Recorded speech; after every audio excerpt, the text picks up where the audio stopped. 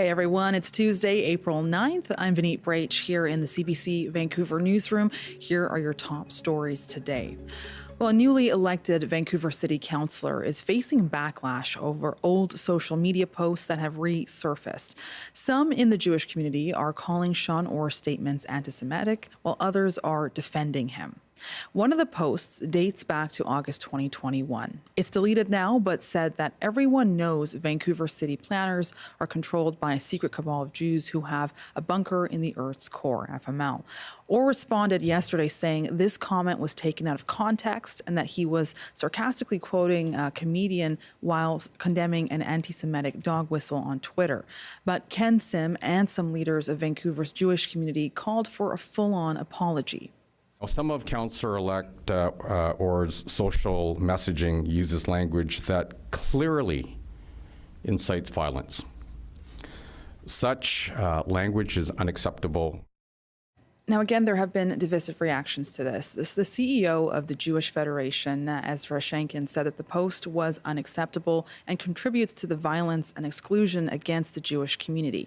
Meanwhile, yesterday in a statement, the Independent Jewish Voices group said Councillor Orr has shown integrity and courage in speaking out against anti-Semitism and said that they are condemning any disingenuous attacks against Orr. Now, CBC News has reached out to Orr for comment. And also a new update in the trade war. U.S. President Donald Trump says he is now pausing tariffs on most countries for 90 days. This comes after he announced what he calls reciprocal tariffs last week, but he's not backing down on China and says he will raise the tariffs on the country to 125%. Earlier today, China was slapped with a 104% tariff. It then struck back with an 84% tariff on U.S. goods, which is set to start tomorrow. Meanwhile, Canada has hit the U.S. with a 25% tariff on non-CUSMA compliant vehicle imports. Health officials say the Mpox virus is continuing to circulate in the Vancouver area. Mpox is spread skin-to-skin contact, usually during sexual activity, and experts say all recent cases have been among gay and bisexual men who have sex with men. Can start off with like flu-like symptoms, like a fever or sore throat, and then progresses to the skin rash where you can have multiple lesions that can appear anywhere from the genitals, the hands, the body. He says in many Mpox cases in BC, the patient has either had no vaccine or just one of the two doses. He's encouraging eligible men to get that free vaccine, which can prevent the spread of Mpox or reduce the severity of those cases. Okay, and you also might not need to say goodbye to the Bay. A Chinese billionaire says she plans to buy dozens of Hudson's Bay stores in BC after she saw Canadians feeling sad. Weihong Liu Yi is the board chair of the retail investment company, which owns 3 BC shopping centers. She says she plans on submitting her proposal for the retailer's assets within days. Last month, the current owners of Canada's oldest store chain announced plans to liquidate all but 6 of its 80 stores, and HBC's spokesperson declined to comment on that bid. Okay, and you are updated. I'm Vineet Brach. You're watching CBC News BC. Stay here. BC Today is up next.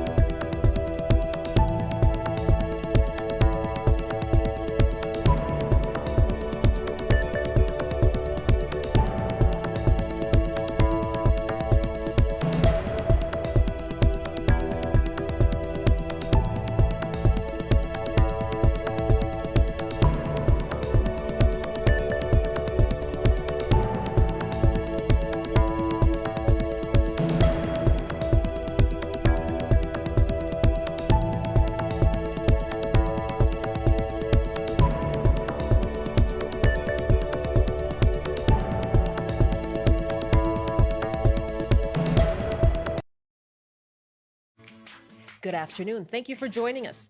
The Surrey School District is pausing field trips to the United States. We'll talk to the district superintendent and with an immigration lawyer on the risks of U.S. travel right now and what you need to know. And you can call us. Have you had issues crossing the border?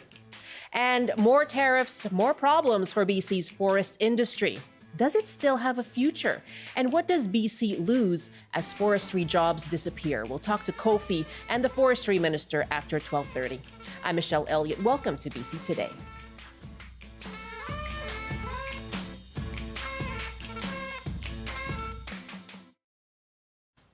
The Surrey School District is pausing all field trips to the United States. And the news comes as U.S. President Donald Trump continues to pressure border officials to clamp down at the border. The Canadian government is warning Canadian travelers to expect more scrutiny from U.S. border agents. Mark Pearmain is the Surrey School District superintendent and joins me now. Good afternoon. Thanks for being with us. Thanks for having me. When was this decision made and why to pause field trips to the U.S.? You know, we've been just kind of watching the situation over the last months or so, and, you know, recognizing that Surrey School District, we serve a very diverse community. We have lots of folks who are part of our community that are Canadian citizens, but also might be here with permanent residence cards or temporary work permits. And our focus is always on student safety and our staff safety. And we just felt at this point in time that we really should be looking at pausing some of these field trips that might be going down south and look to redirect field trips into, you know, Canada or back into British Columbia, where we can still provide the experience for our kids. Had you heard any concerns from parents or students? You know, we haven't heard direct concerns.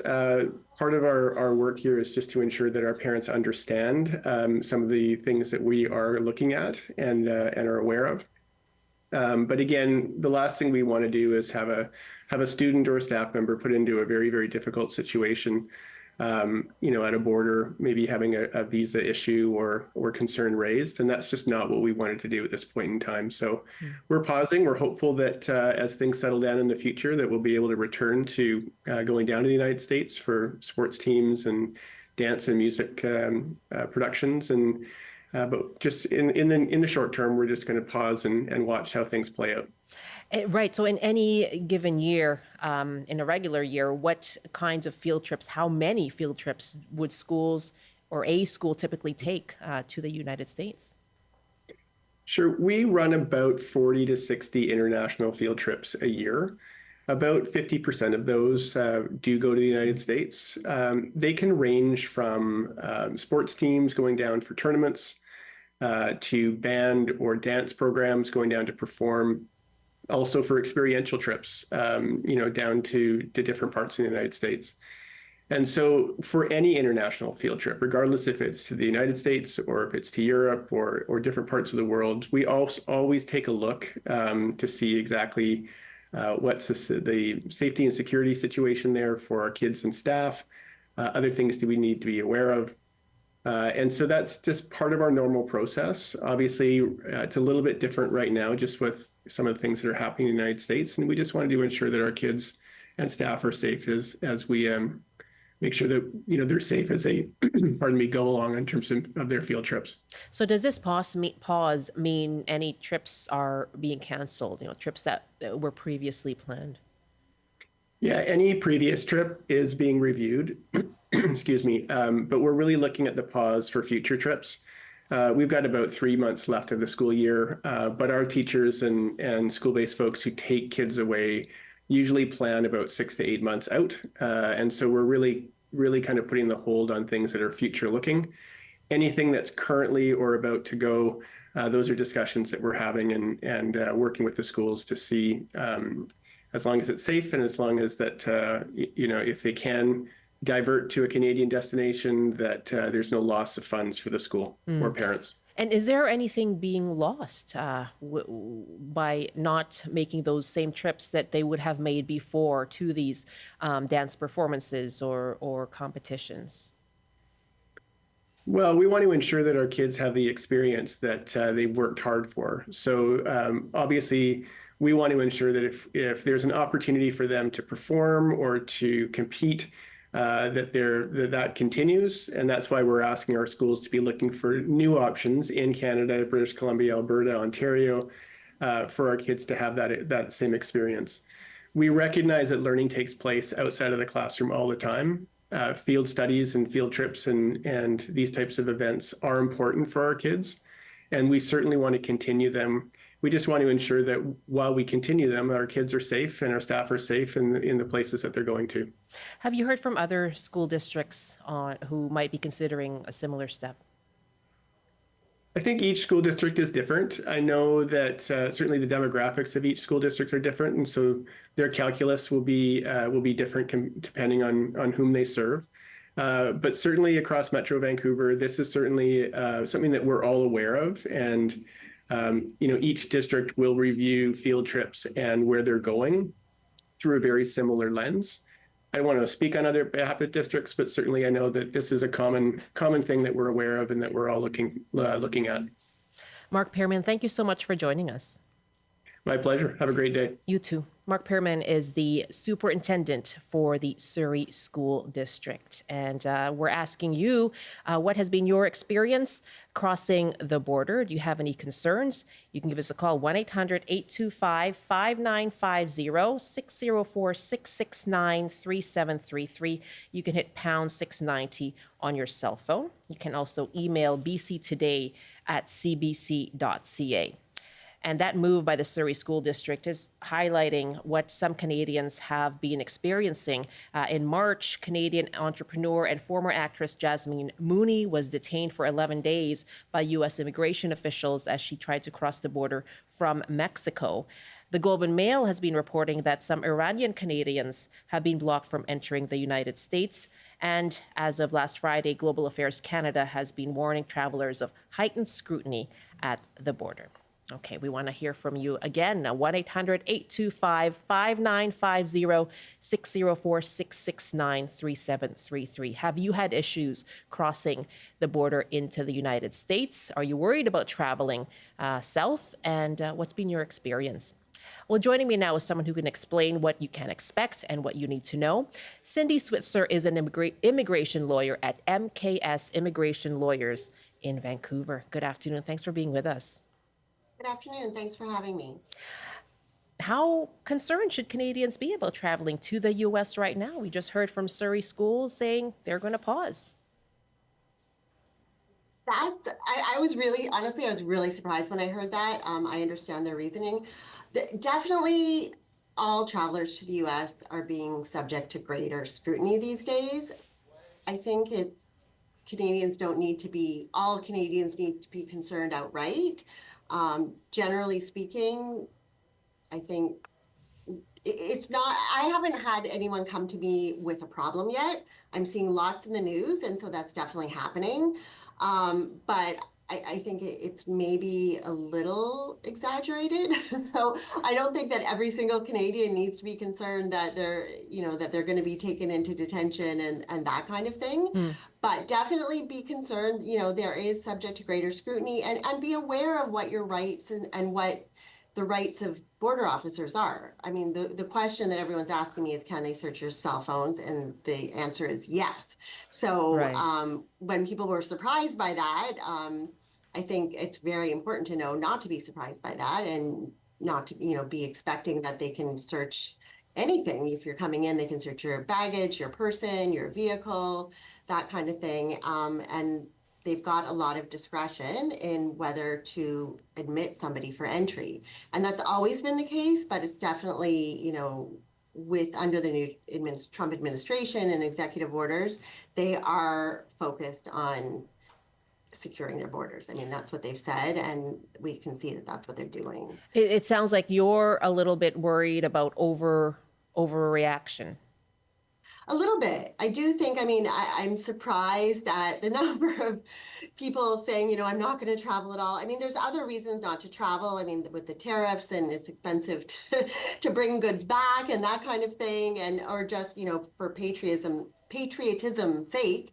But in terms of, I don't think there's a huge difference in or risk for the average Canadian who isn't a concern to Americans. I mean, there's lots of reasons why people can be denied admission, and things are coming up more than they were. So, I mean, just even in my practice, even before this, I've had cases where people say, you know, I'm Canadian, I've gone across the border for the last 20 years, no problem. And last time I tried to go and they found that I had this DUI conviction from when I was 20 years old, and all of a sudden I'm inadmissible. And that's true.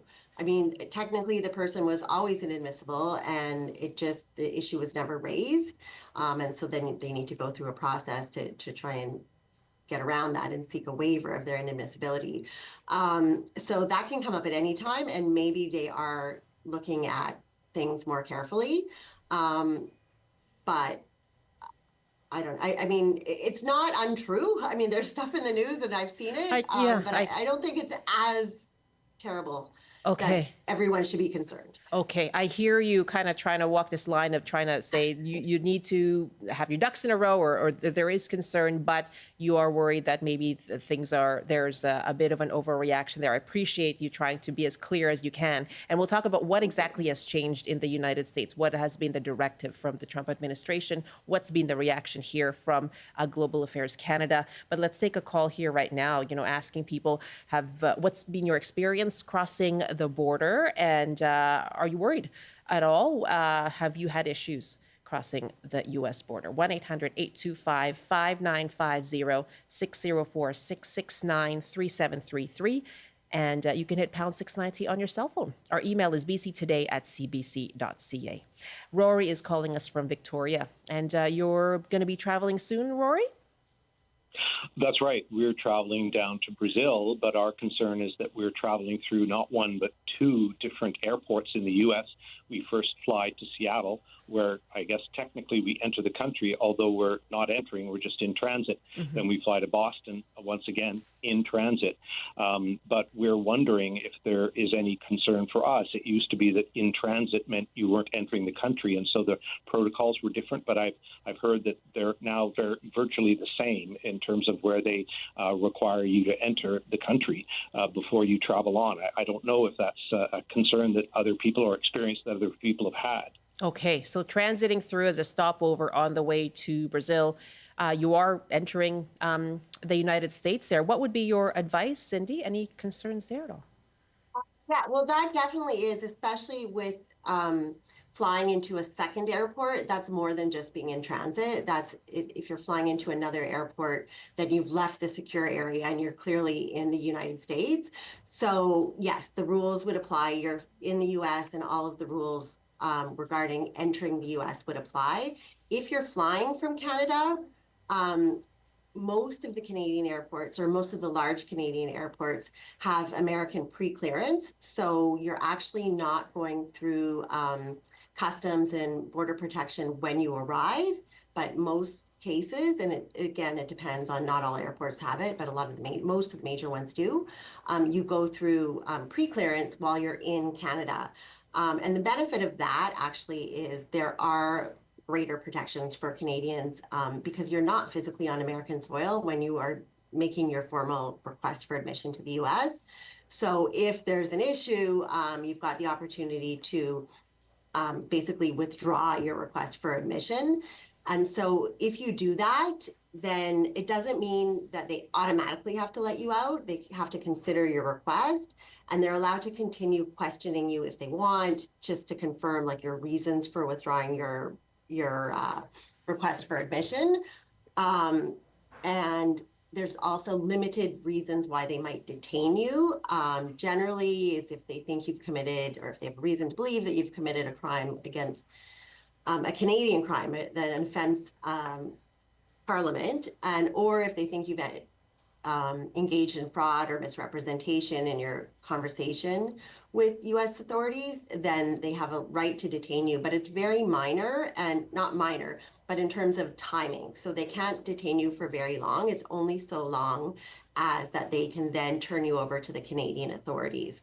So the risk, like for example, the case we were talking about with that Jasmine Mooney case, the risk of being taken into an ICE detention facility or something like that are almost nil if you're flying through a pre-clearance facility. Okay. And going back to that, once you're in the U.S. and you're flying between, it's domestic travel, and so you're not going to be experiencing Okay. issues with ICE. From one airport to another, that's considered. Mm-hmm. Okay. Let me ask you then. So, what has actually changed? Like, what has changed under the Trump administration when it comes to Canadian travelers going to the United States?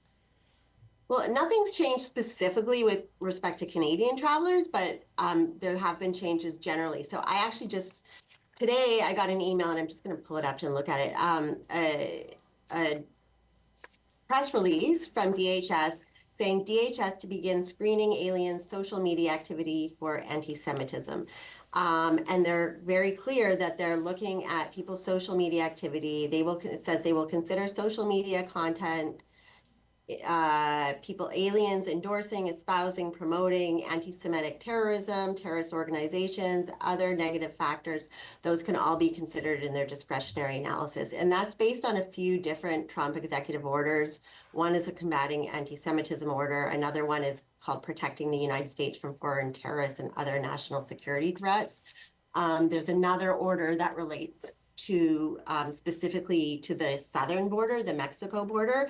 And I believe that was what U.S. authorities are saying was the basis for the issue with Jasmine Mooney. I think they were saying it related to that order of her traveling in from Mexico.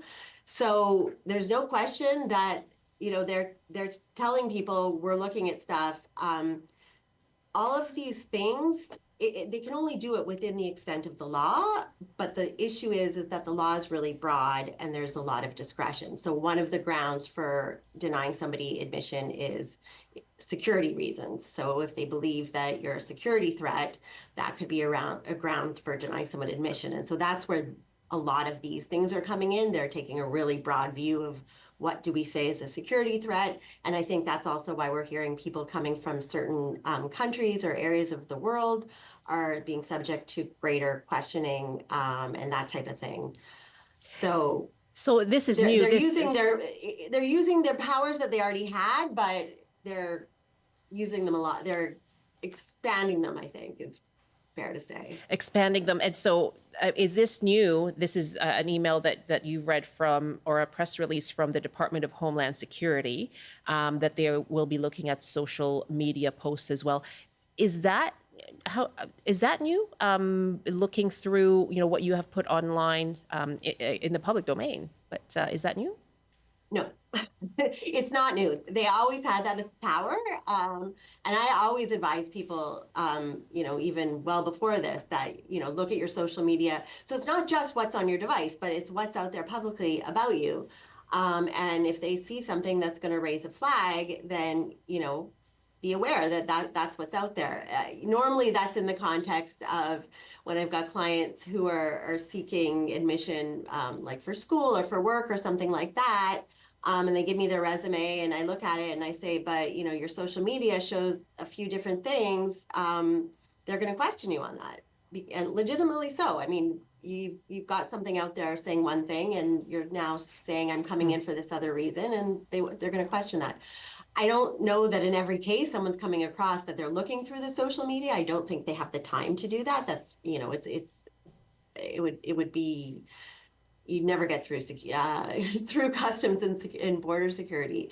I got a call from someone the other day asking me, well, what about Nexus holders? And again, it's the same thing. Nexus holders don't have any special rights, but Nexus holders are considered trusted travelers. They've already gone through a security screening and they're considered trusted travelers. So unlikely that when you're going through the Nexus lane that they're going to start looking up your social media and asking to look at your phone. It doesn't mean they can't, but... Let me just go to this next caller now, who's concerned about travel into the United States. And Wojciech is calling us from Nanaimo. Hi, Wojciech. Oh, hi. I just wanted to thank your guests for, reassuring us that everything's kind of okay there. But one thing that I'm kind of struggling a little bit with to understand is the mention that for most Canadians, it's safe to travel to the U.S. I personally identify as queer, and non-binary. And my question is it still safe for queer people and non-binary or trans people to continue to travel to the U.S. based on what we've been seeing? That's an excellent question, and I'm glad you've asked that. And when you say it, my heart jumps out because I don't. From what I'm seeing, it doesn't seem safe to be in the U.S. as a trans or non-binary person. Honestly, I mean, so that's just generally. I think physically being in the U.S., it's probably, not the best place to go for someone in that situation.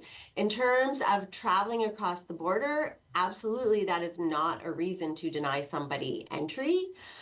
But as we've been saying, they're looking at stuff, and if they can find some reason to not let somebody in, that might be, something they're looking at in the back of their minds and looking for something else. The other example, a reason someone might be found inadmissible in the regulations, and I'd mentioned like criminal and security grounds and fraud and that kind of thing.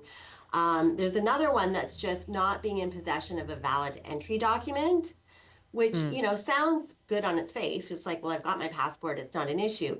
But it's interpreted pretty broadly. So that means if you're coming in and as a tourist, like a general B1 visitor, a B2 visitor, B1 is a business traveler.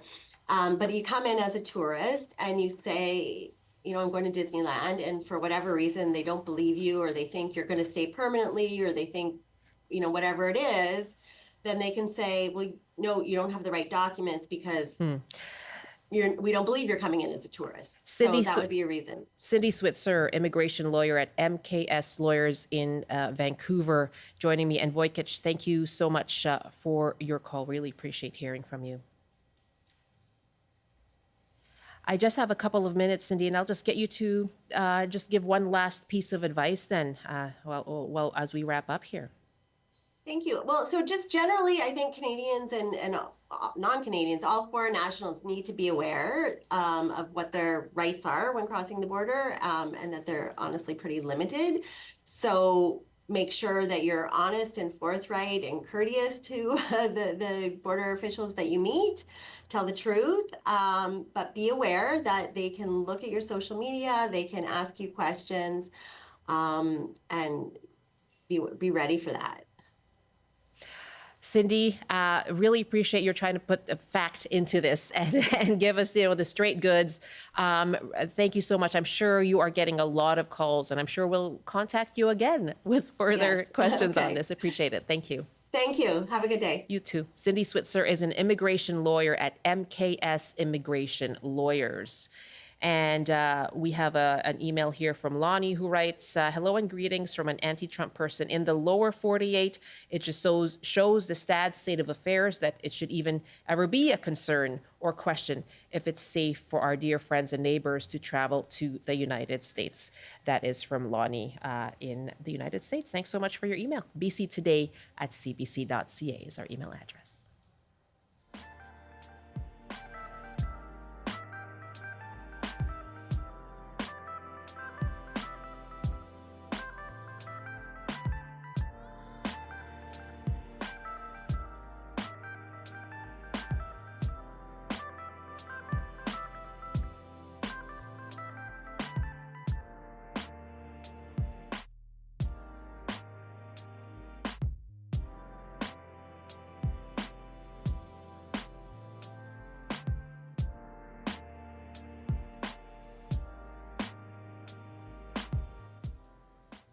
This is BC Today here on CBC. I'm Michelle Elliott. Very nice to be with you this afternoon. Coming up in our next half hour, we'll talk about one of the most iconic industries in BC, forestry, and certainly threats to its survival, especially with increasing tariffs from the United States. We'll ask you, do you see a future for forestry in BC? And what is lost in BC communities when those jobs disappear? We're going to talk to Forest Minister Ravi Parmar in a few minutes, and we'll hear from the industry as well, from Kofi, and ask you to weigh in. I'd love to hear from you if you're a forestry worker. What are your thoughts right now? Taking your calls on that topic coming up after this CBC News Update with Rob Zimmerman. Good afternoon. The Mounties in Prince George say Indigenous communities and businesses in northern BC have lost more than $3 million to sophisticated fraud schemes over the past 15 months. They say there is also evidence to suggest such scams are happening across Canada. The RCMP say tactics include fraudsters pretending to be a vendor or contractor to gain access to business contracts or financial statements. Chiefs of the Seal Okanagan Nation are condemning the content of a lawsuit by a group of professors at UBC over unceded First Nations land acknowledgements. The professor's suit asks UBC to stop the acknowledgements, saying it infringes on their academic freedom and appears as if the university is engaging in political activity. Chief Clarence Louis says the unceded land admission is not a political maneuver, but an acknowledgement of historical truths and legal realities. And a new report by Destination Vancouver says the city needs to build 10,000 hotel rooms by 2050 to keep pace with demand. It says recent shifts in the real estate market, including declining demand for office space, has created a window for hotel development. And now the forecast on the north coast. Showers this afternoon with strong winds and a high of 9. Highs around 12 with a mix of sun and cloud in the Peace. In the central interior, including Prince George, some sun and cloud with a high of 10. Highs up to 13 with some sunshine this afternoon in the Peace, in the Kootenays rather. In the southern interior, including Kelowna, clearing with a high of 14. And for Metro Vancouver, Greater Victoria, and the Fraser Valley, some sun and cloud this afternoon with highs around 13 degrees. That's your CBC News update from Vancouver. I don't know if you saw the Canucks comeback. I did. Yeah. I zipped through it. Pretty amazing. That's pretty amazing. 3 goals in the last minute. Yeah. 3. Crazy. That is crazy. I can imagine who doesn't love a good underdog story? And there it is. There it is. How exciting. I wonder what it was like to be a Dallas fan during that. No kidding. Rob, thank you so much. Sure. Yeah, and the Canucks did make NHL history in their win yesterday against the Dallas Stars. So the Canucks scored 3 goals in the final minute to tie the game, and that made them the first NHL team to make a comeback like that. And they went on to win the game in overtime. And here's Scott Regier from CBC Sports. So here were the stakes. The Canucks, who I barely talked about yesterday ahead of this game in Dallas against the Stars, because their playoffs hopes were hanging by a string. Yeah. So they go into Dallas. They fall behind by 3 goals against an excellent Stars team. There's a minute left to play. So you do what you do. You pull your goalie, but it's not going to work. Except it did. With an extra attacker, Vancouver scored thrice, tied the game, and then won it in overtime? This has never happened in NHL history. That's how unlikely this all was. And with that win, Stephen, Vancouver's chances of making the playoffs now improved to a 1/5 of 1%. So you're telling me there's a chance? No, I am not telling you there's a chance.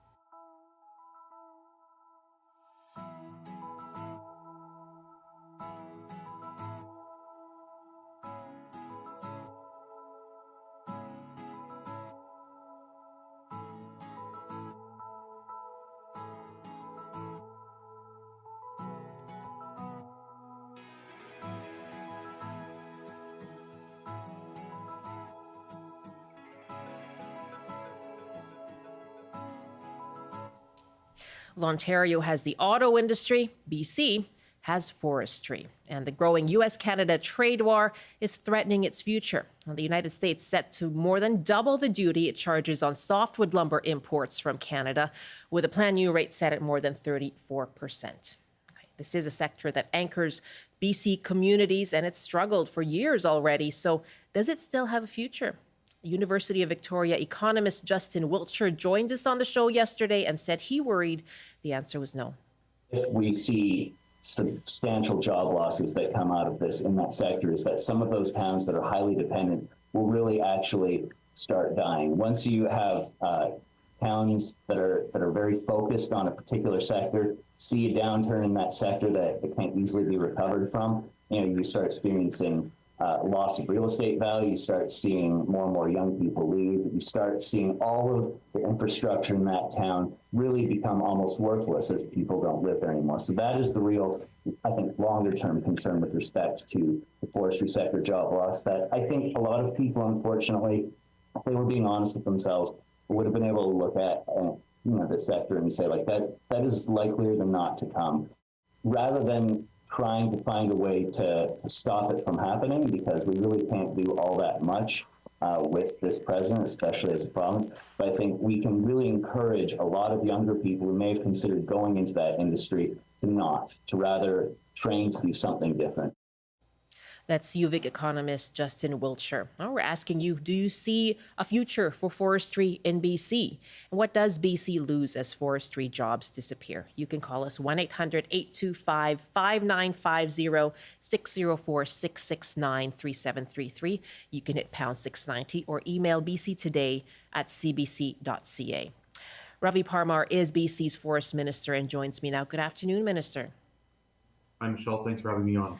Thank you for joining us. First, just on the latest on the tariffs, news this morning, U.S. President Donald Trump posted on social media about a 90-day pause on what he calls reciprocal tariffs for countries that did not retaliate. Ottawa says there's no clarity on what that means for Canada right now. So, this news kind of changes hour to hour. What are you taking from what's been announced today? The same that you probably are, Michelle. I just spoke to my team a few minutes ago. We're still waiting on the executive order to get a better understanding of what, if any, impact this has on Canada, in particular British Columbia. But look, my blood is boiling. It has been for some time. I am not going to let Donald Trump destroy our forest sector. I'm not going to let Americans take away paychecks from hard-working forestry workers all across British Columbia. We're not going to let them take jobs away from our communities. We have to fight. We have to make the case continuously, and that's been a big important part of our work. It's why in his first official face-to-face meeting with the Prime Minister, Premier Eby made softwood his top priority. Okay, your blood is boiling. You want to fight back. What does that look like? What will your response be? Well, look, our ask to the federal government has been crystal clear. First is that this needs to be a top priority for the federal government, just as you've talked about the auto industry and making sure that there's dollars at the table. We need to make sure the federal government treats softwood just as much of a priority as the auto industry is to Ontario. So this needs to sit on the Prime Minister's desk. He needs to be briefed daily on this. He needs to make this a priority in his conversations with the President Trump administration. But also there's a couple of other initiatives that we've been advocating for some months. Firstly, we've been advocating for a loan guarantee program. The first official letter, Michelle, that I sent to my federal counterparts was asking them to develop a loan guarantee program that would provide bonding and liquidity support to industry right now to be able to help support them keeping people employed. The second thing is we've been talking a lot about trade diversification. Your listeners may not know, but 2 years ago, the federal government gutted trade diversification dollars coming to the province of British Columbia to a crown agency that we have called the Forestry Innovation Investment, Canada Wood, BC Wood. These are boots on the ground supports available in other countries to make the case that they should be buying our lumber. That was the conversation I had with my federal counterpart, Jonathan Wilkinson, just a couple of days ago, and I know the Premier has relayed that to the Prime Minister as well. We need that support. Can BC actually diversify away from the United States? It is such a large market, and now we hear that Donald Trump saying they don't need our wood. They are expanding use of the forest in order to expand their harvest. So can BC go ahead without the United States? Is that even possible? Well, I would say a couple of things. First of all, we have to diversify.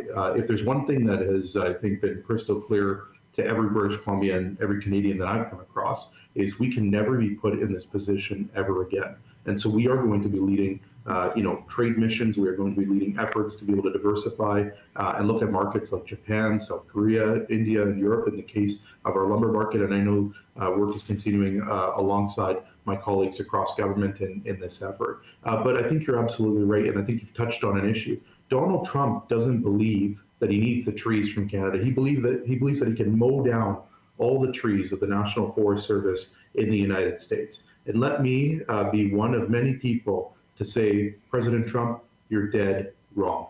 You need our lumber. We send billions of board feet to the United States each and every year. They do not have the capacity or the manufacturing capacity to be able to handle the ability to be able to meet what I would say are two challenges they have. One is, just like us, they need to build more homes for people. And secondly, wildfires, as well as the challenges they've seen with hurricanes in North Carolina, have led to jurisdictions needing to rebuild in significant numbers. I was down in California, Michelle, as you may remember, just a few weeks ago, well, actually a couple of months ago, making the case directly to lawmakers at how important it is that they advocate to their president that this, softwood lumber duties, the tariff, hurts British Columbians, but it hurts Americans as well. Americans who are just looking to rebuild their homes, just looking to build new homes. It is nothing but a tax on middle-class Americans.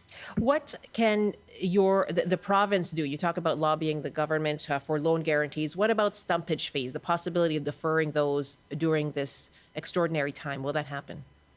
Yeah, those are all things that are on the table. One of the things that I did when I became Minister of Forests was I assembled a Softwood Lumber Advisory Council. I've got workers represented, industry representatives, First Nations leadership, all helping to advise me on the steps we need to take to be able to address that. Premier touched on that on his speech at the Council of Forest Industries in Prince George Friday. We've got a number of initiatives underway to be able to address fiber security, a lot of the challenges that the industry has raised over the last number of years. Again, it's not softwood lumber duties and tariffs alone, Michelle, that are impacting our forest sector. It's the end of the pine beetle kill, it's wildfires, and a whole host of other challenges. Okay. Let me just get clarity on that, though. You say it's on the table, but when could it happen? I think the industry, we're going to talk to Kofi in a minute here, they want clarity, right? They want certainty. So if you're thinking about pausing, suspending stumpage fees, when would that be? Well, I would say Kofi knows where I stand. We are going to take the steps necessary. Right now, the softwood lumber duties are at 14%. If they go up, which we expect they will in August, 34%, we will be taking action. We are meeting with our Softwood Lumber Advisory Council. Premier Eby has given me direction through the Cabinet Committee on Tariff Response to bring the proposals forward and take action. And so we will be taking action in the weeks and days ahead. And does that action look like pausing stumpage fees in August? That's very well something that is on the table for sure. Okay. I'll certainly ask for a response from Kofi. Any risk to BC's old growth forests as you look to ensure that forestry survives? Well, look, let me be crystal clear. We have done a lot of work as a government over the course of the last number of years to protect our ancient forests, to ensure that we are prioritizing biodiversity in our relationships with Indigenous peoples and First Nations. Let me be crystal clear. The old growth strategic review that our government led in fact by Al Gorley and Gary Merkel, is a top priority for me. I have an old growth action plan that the Premier has given me direction on and making sure we're fulfilling our obligations. And that continues to remain a top priority for me in this government. Minister Parmar, thank you so much for your time. Always a pleasure. Ravi Parmar is BC's Forests Minister. Asking you, do you see a future for forestry in BC? What do we lose as forestry jobs disappear? And love to hear from you if you're a forestry worker as well. 1-800-825-5950, 604-669-3733. You can hit pound 690 on your cell phone. We do have Kim Haakstad from Kofi, from the BC Council of Forest Industries, standing by. I just want to take a call from Cam in Cobble Hill, who used to work in the forest industry. Hi, Cam. Hello. Yeah, one thing I want to say is that it's not reported on by CBC or anybody else is like Canfor's Houston Sawmill. One of the reasons they're not going to rebuild it is because of the indigenous UNDRIP stuff that the NDP is pushing through. They said that. You never ever hear that. And I think that's much of a problem as we have with the U.S. is UNDRIP and all this stuff that's getting pushed through by the NDP government. Land Act changes, placer changes, mining changes, everything. And not only that, mills are no longer tied to the timber. It used to be before, if you shut a mill down, the timber went back to the province. That doesn't happen anymore. They can transfer it and sell it, and I can't understand why that's changed. But CBC's got to report on that more often. Okay, Cam, thank you very much. And I do have Kim Haakstad here, President and CEO of the Council of Forest Industries. How do you, UNDRIP is something that the NDP government certainly hailed under late Premier John Horgan. How do you straddle that line between implementing the UN Declaration of Rights of Indigenous Peoples and ensuring that pulp mills don't shut down. Is that correct, first of all, in terms of that particular sawmill closing? Well, first, good afternoon, and thanks for having me, Michelle. Thank you so much for being with us. I think that I would say that we're confronting multiple headwinds in British Columbia. It is about tariffs, it is about declining harvest levels, and it is about increasing costs. We do support UNDRIP. We do believe that stronger partnerships with First Nations is a big part of the path forward for forestry in British Columbia. You know, for sure, there's challenges as you implement any big new piece of legislation like that, but we are continuing to be prepared to work with the province and First Nations communities to give forestry a future in this province. What kinds of job losses is your industry looking at right now amid this doubling, more than doubling of tariffs on softwood lumber? Well, there's so much uncertainty right now that it's really hard to put a number to it. But, you know, even before we ended up in a place where we're dealing with the tariff threats that still continue, you know, there's a separate process for forestry around what Trump is calling a 232 investigation, looking at forestry in the context of national security. So we're still awaiting the outcomes of that could have similar impacts as aluminum and steel have seen for the forestry sector. So we're concerned about that. And, you know, we're also concerned about the softwood lumber duties.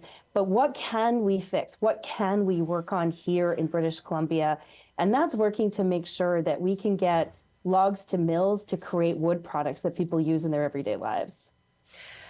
What does that mean right now? You know, why is there still this, I guess, the barrier towards increasing the life of that of the raw wood and increasing its value and creating more products based on what's being harvested?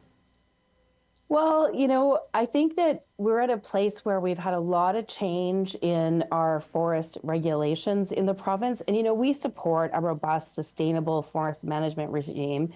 But what we have now is if I need to get a permit to cut trees to get to my mill in northern BC versus southern BC, I have different rules, different forms, and different slightly different processes. So, you know, we're looking to work with the provincial government to make sure we have the same rules across the province, that we understand and have some predictability and certainty in the regulatory process, that we're not living with a consistent set of changes. You know, BC should be really proud of that we have some of the most world-leading practices for forest management, making sure that we're balancing sustainability and protection of our forests with a healthy forest sector. Let's take some calls now. Wayne is joining us from Lytton, and I'm joined by Kim Haakstad, who's the president and CEO of the BC Council of Forest Industries. Good to have you with us. Wayne, go ahead. What are your thoughts on the future of the forest industry in BC? Yeah, hi. I have a couple of points, and one is that, you know, we need to actually reduce forestry, cutting trees for many reasons. And I would think that a lot of people would understand the need to keep the trees because most of them are getting burned up now. Now, my point I want to bring up is that I have not heard anybody discussing the, alternatives like hemp. The industry could be revamped to hemp very easily and would supply thousands of jobs. And then another aspect that might go right along with it is building code reform. I feel that is important also to make things happen in the building industry. Okay. Wayne, thank you so much for the call. Kim, I'm sure that's something that you hear, right, is the role of over-harvesting. Kathy wrote us an email as well that there have been poor logging practices, too many trees left and burned in slash piles, no real environmental protection for spawning beds and nesting birds, and all the mill towns have died. Poor planting practices contributing to wildfire spread, and that's from Kathy, who's writing us an email. What about looking at those alternatives like other products? Well, I'll start with, we harvest 1/3 of 1% of the forests in British Columbia a year. So it's a very small amount.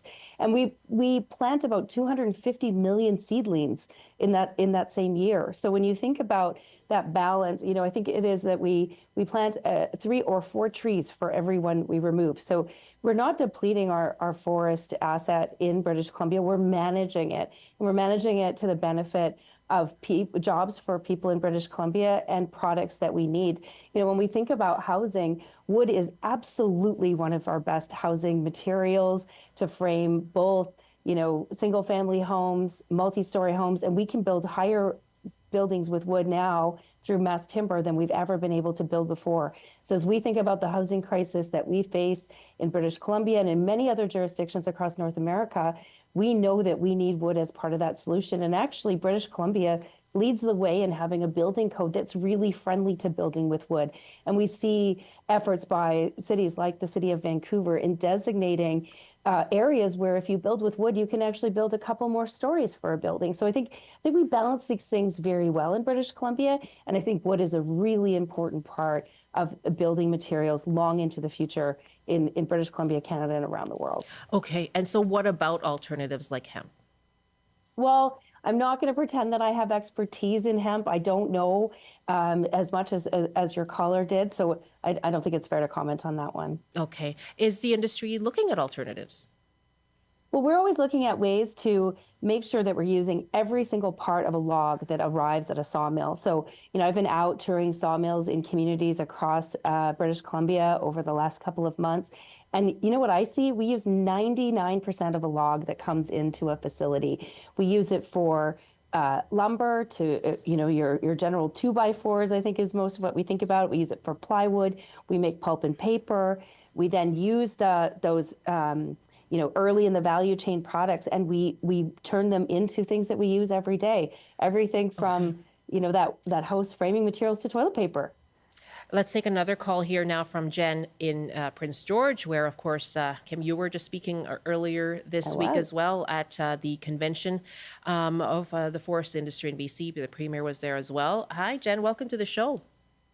Hi there. Thanks so much for including my call. I just want to start by saying I grew up on timber dollars, and my family lost their jobs with the BC Liberal policies in the early 2000s. So this kind of problem has been going on for a while, and we can't regulate our way out of this. We have to accept that in order to maintain biodiversity, we have to log less, and we need to protect primary forests. And when I heard the announcement that they're going to now open up logging, which are our main tool for preserving some small amount of characteristics of old growth in the middle of a sea of plantations, it's just absurd. So, Kofi working with the government, she's just right. They manage the forest for jobs and for timber, not for biodiversity. And if we don't really protect these little remnants of biodiversity and old growth characteristics that we have, we're really shooting ourselves in the foot. Okay. Jen, thank you so much. And I'm sorry, you cut out there a little bit, but I believe it's opening up forestry in previously protected areas. What has been announced? Where is the expansion of harvesting going to occur, Kim? Well, the province did announce some stuff last week that we don't have the full details on. But one of the things that I'll mention, and I did have quite a bit of cutting out in your caller, so I apologize in advance if I missed parts of the question. But, I think of the example of the community of Logan Lake. When they were threatened with a fire, it actually missed the city. Why did it miss the community? Because the forest around that community had been managed in a way that helped create a fire barrier through their community forests. We need to actually manage our forests. There's a natural portion, trees are plants, they do die. We have to keep the dead timber out of the forest. We have to manage to make sure that we're doing what we can to prevent forest fires from getting out of control and from threatening communities. Previous caller was from Lytton. Just absolutely devastating what happened to that community. Yeah. We need to make sure that we're working with our forests to make sure that we're protecting our communities. Ron is on the line in Port Coquitlam. Hi, Ron. How you doing? Fine, thank you. What are your thoughts on the future of BC's forestry? Well, I don't see a bright future because we need to keep the old growth out of the hands of the logging community. Otherwise, we're not going to have any left. Okay, A question I have. Are we still shipping softwood to the States? As of now. So we are still shipping. Yeah, Ron, pardon me. Thank you very much. Let's let Kim respond to that. We are still shipping to the States. 75% of our BC exports go to the United States. Like Minister Parmar said earlier, we have to continue to diversify those markets. We're super pleased that he's working hand in hand with us to advocate to get that federal funding that was cut, restored. We have funding from the province. We'd love to see more of that to continue to diversify our markets in the Asia Pacific, because we've certainly learned that we can't rely on the United States as our sole trading partner or our largest trading partner all the time. But that's a longer term solution, and we look forward to working with the provincial and federal government on that. In the meantime, we do need to make sure that we address the declining harvest and increasing costs for forest companies in British Columbia. On that, let's wrap with this email from Karen in Colwood. In fact, resource industries, forestry, mining, fishing have built this country, but it's time to change course from extraction to stewardship. This crisis provides the perfect opportunity to transition to renewable economy and train forest workers for that new economy. I have just a minute left, Kim, but Sure. training forest workers. I mean, our forestry workers being upskilled for those greener economies. Well, I will say that forestry jobs are tech jobs today. When you go into a sawmill, most of the people are not on the floor. They're on computer screens and control panels making those work. So, technology is part of it. And I just want to remind folks, we harvest 1/3 of 1% of the forest in British Columbia. We can continue to do that sustainably. We can get the industry stabilized and growing again. And we really look forward to, working as an industry together on that, to working with British Columbians to make sure that that is balanced in a way that folks are comfortable with, and that the industry has an opportunity to grow again. In 15 seconds, how confident are you that BC still has a forest industry future for it? I'm fully confident. We've got work to do, but we absolutely have a future as a forestry jurisdiction. Kim, really appreciate your time this afternoon. We'll talk again. Kim Haakstad of Kofi.